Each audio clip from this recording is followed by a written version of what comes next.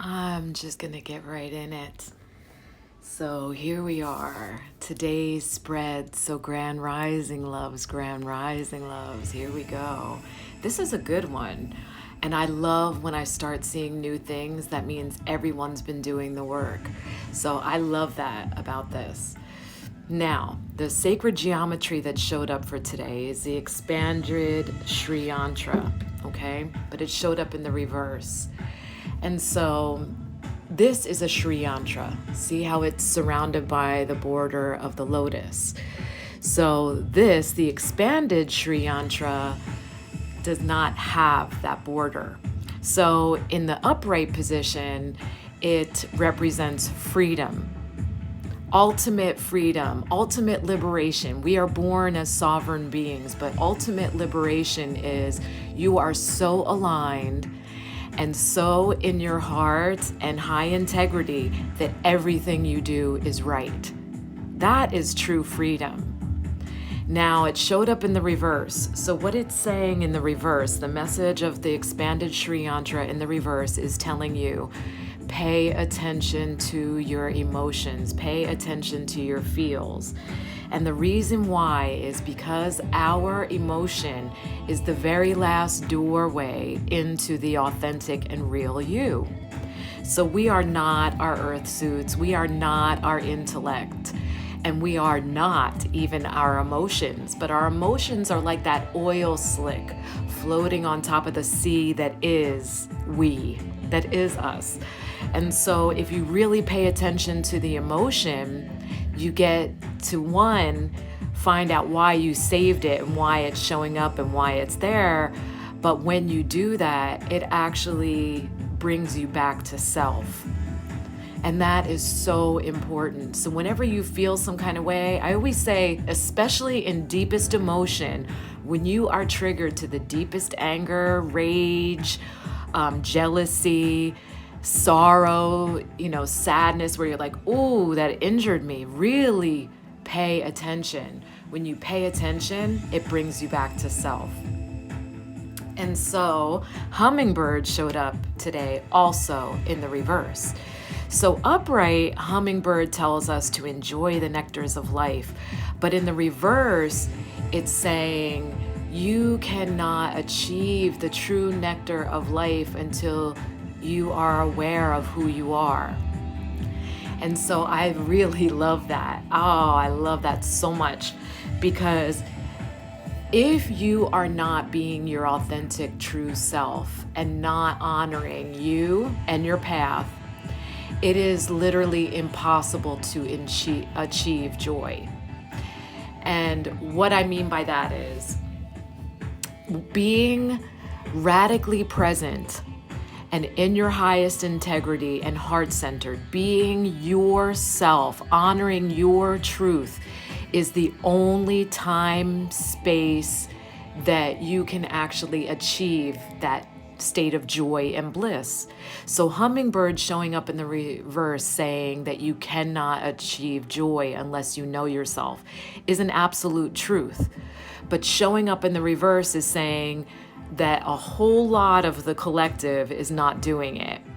So it's just saying in the expanded Sri Yantra in reverse, feel your feels today, and why are you feeling those feels? And in reverse, the hummingbird is saying you can't feel joy unless you know you. And so if you're feeling deeply sad or even enraged, then find out why. Why is it showing up for me? Because we are actually in the shadow aspect of Mercury right now. Mercury doesn't go retrograde until the 30th. But this shadow aspect that's been happening since the 15th is a preview of what's to come. And Mercury is our mindset, right? Like how we pattern things. And so every retrograde is about what can you release? What are the old patterns that you can release? That's exactly why X's always show up in the retrogrades, right? So, oh my God, all of a sudden it's Mercury retrograde and all my exes are calling. Well, yeah, hello, because you're probably still repeating that same jacked up ass pattern of thinking and decision making. And so they're going to be like, ta-da, I'm back. So really pay attention to your feels today And know that the only place that you can ever feel joy is right now, because now is the only thing that's fucking real. So get yourself present. And I will just remind you, the only way to anchor yourself in the presence, well, the quickest way anyway, not the only way, but the quickest way to anchor yourself in now is to engage all the physical senses first, right? How does it look? How does it sound? How does it smell? If you're eating, how does it taste? Like, really stay engaged with the physical body. And then the last little bit, how do you feel? That's this in reverse. How do you feel? How are you feeling right now? Do a check-in. How the fuck do I feel? And then you'll see that you are radically present. You are unwaveringly present. And then wait a second, I have nothing to be anxious about, worried about, upset about. Oh, hot damn, I am happy. Hercules, Hercules.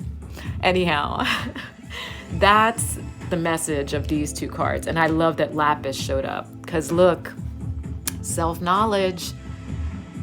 Lapis helps you come back to self. It is an actually higher self stone. These are both, I'm going to show you two raw pieces of lapis. You have to be really careful where you're getting lapis from, by the way.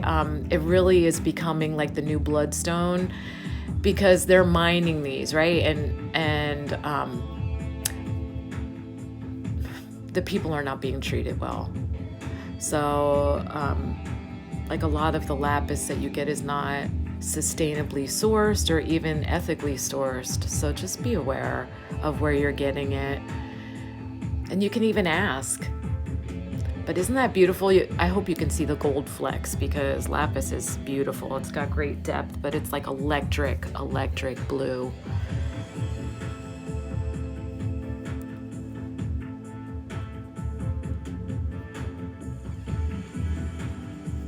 I'll stay still for a minute. So what lapis actually does, it connects your ajna, which is the brow chakra. And a lot of Western teachers talk about the third eye and the ajna as if they're synonymous. They're not. The third eye is not even a chakra, but the ajna has to be open and functioning in order for the third eye to be really functional. And so the ajna is where we store our intellect. And that intellect is where that poison of the ego can actually congest that, block that, and prevent you from communing deeply with yourself. So really, if you don't have any lapis, actually even connecting with the energy of the stone, it works. All crystals are like that because they're living things and they're frequency. You can actually, in your higher self, tap into any frequency that exists. So this is people, places, things. You can do this because we are all energy, and there is a continuum to this, and it's seamless. There are no gaps. There are no wedges. And so if you are in your highest self and your intellect is clear, meaning that you are absent of ego in that moment, and your heart is wide open, you can connect to anything. Distance and time don't fucking matter. So there's that. And so Ajna Durga showed up, the power of good. And I just talked about the Ajna. The Ajna is the brow chakra, not the third eye. Third eye is about 2 inches higher, 3 inches deeper than the Ajna. The Ajna is actually a chakra. A chakra is a spinning vortex of energy that is housed directly between the brows, and it's what helps propel us through the human experience, because even though there are 114 chakras in the body, there are 7 main ones. And so the Ajna Durga talks about this goddess of the third eye, that she is actually the keeper of wisdom for all, of this brow chakra. And she can actually clear the congestion of the third eye, the ajna, so that the third eye can actually be functioning. And she becomes that for us. This is this goddess. And so there is never any moment, this is the wisdom that she brings, there is never any moment that we are alone or unprotected, because she will allow for that wisdom. So even for the densest energy, know that everything that is happening for you, not to you. That's the purpose of the human experience. And so when you roll with it, when you go with the flow, you create no resistance. That's what surrender is. When you try to control, you create resistance. And that actually prevents that cohesiveness, because we are literally like cogs in a wheel. And when you don't align, the wheel can't turn. So that cohesiveness becomes blocked, congested. And that's kind of what's happening right now. All of the chaos that we're experiencing definitely has to do with people not being aligned. And that's why I started doing these collective spreads to help, because if it resonates with you, it's for you. And if it doesn't, it's not. But spread the word.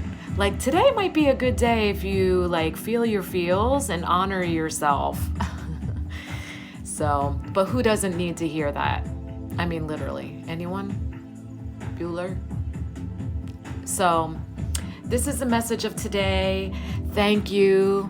Mwah. Love, love, love to you all. Thank you for stopping in.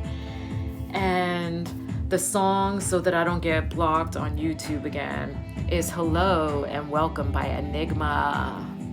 Thank you. And if you really need help moving through any of this, just contact me. A lot of you already have my cell. Just text. If not, you can reach me through my website, divinityin.me, or DM me here, or however you want to reach me. Thank you. I love you. I am sorry for any discord that I myself have created in this experience. Please forgive me. Thank you. Love you.